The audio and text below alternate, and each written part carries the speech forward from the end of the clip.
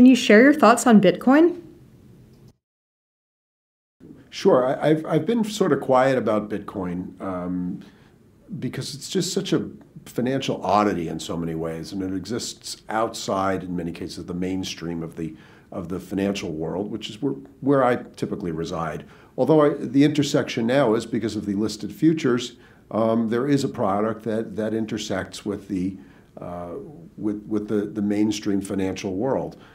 So the Bloomberg segment that I was on was called Charting Futures, and what they asked me to do was basically find the most compelling futures chart that I could.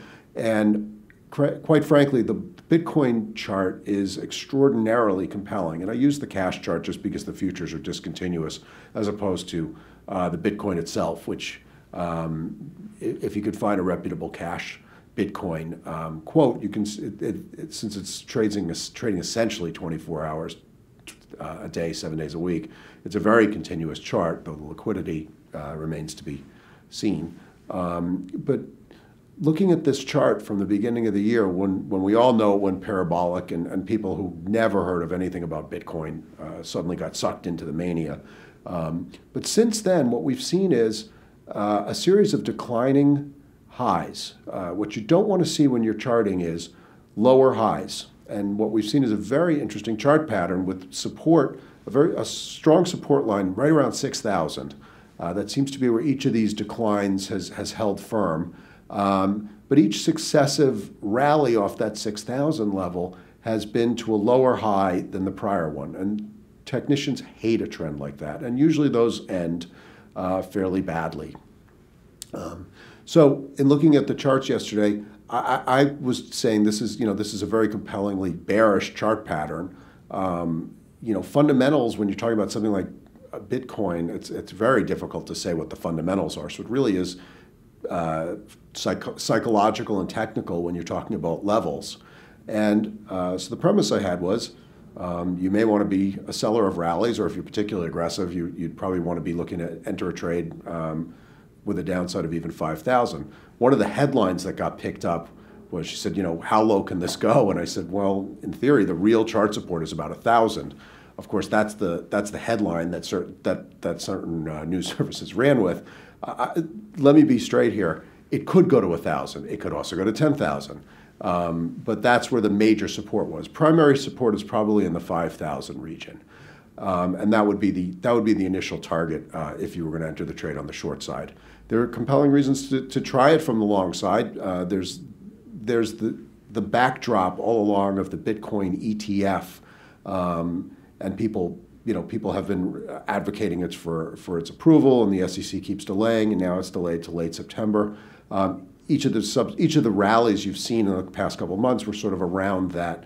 And so if you don't break down through support initially, to levels that kind of scare people, I think if the 6,000 area holds, you probably get one more bounce up in September, and that may be a time to sell rallies. Certainly the introduction of Bitcoin futures proved to be a meaningful top in the marketplace.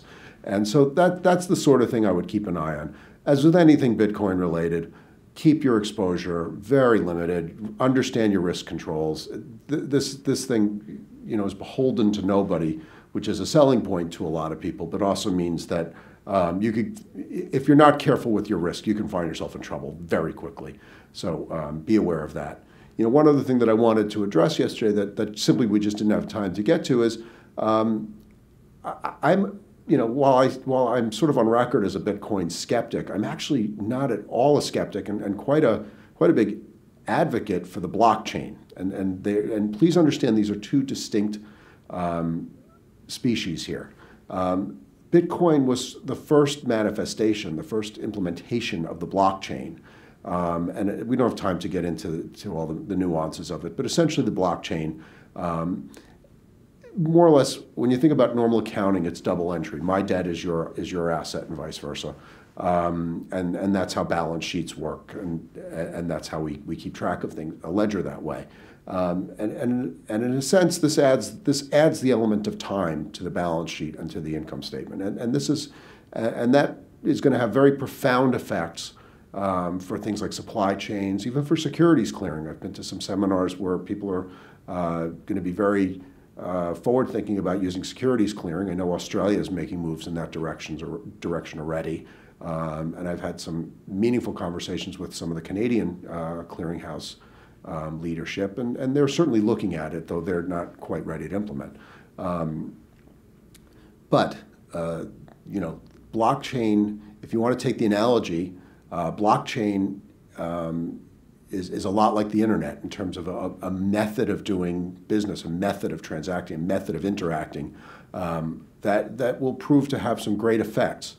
My problem is that a lot of the ICOs, the internet coin offerings, are like the internet IPOs that we saw in the late 90s and early 2000s. Bitcoin certainly is the granddaddy of them all, to the extent that you can say that. But actually, there's a lot more weakness that we're seeing in a lot of these other alternative currencies, whatever you want to call them. And so that becomes my other worry. Because you think back, if you were active in those years, you remember the sock puppet of pets.com, you remember the guys who became billionaires on the globe.com. These things don't even exist anymore. And even something that is a survivor like Amazon had a huge haircut after the tech bubble imploded at that point. So regardless of the day-to-day trade on Bitcoin, please be careful to separate the idea of blockchain versus the actual alternative currencies, digital currencies. We can go on from here.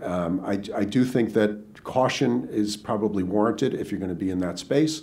There are some opportunities, and we mentioned it with the ETF potentially, but keep your risks tight, keep your risks in control, and trade accordingly.